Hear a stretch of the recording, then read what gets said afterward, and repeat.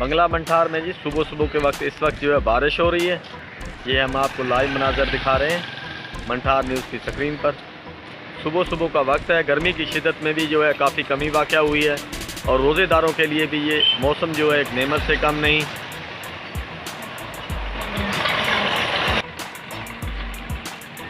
सुबह सुबह का टाइम है और बारिश हो रही है। हम आपको लाइव मनाज़र दिखा रहे हैं मंठार न्यूज़ की स्क्रीन पर। मौसम खुशगवार होते ही गर्मी की शिद्दत में भी कमी वाक़या हुई है। ज़मींदारों के लिए ये मौसम जो है बाइस परेशानी का सबब है, क्योंकि कपास की काश्त जो है इस वक्त जारी है।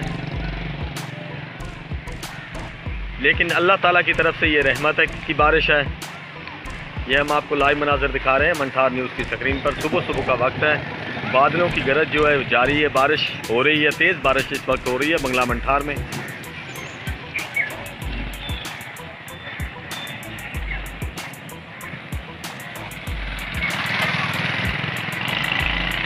ये हम आपको दिखा रहे हैं बारिश के मंजर। सुबह सुबह का वक्त है, बंगला मंठार में बारिश हो रही है। मौसम बहुत ही खुशगवार है। गर्मी की शिद्दत में भी काफ़ी कमी वाक़या हुई है। मौसम बहुत ही प्यारा है। रोज़ेदारों के लिए अल्लाह ताला की तरफ से ये ख़ास रहमत है।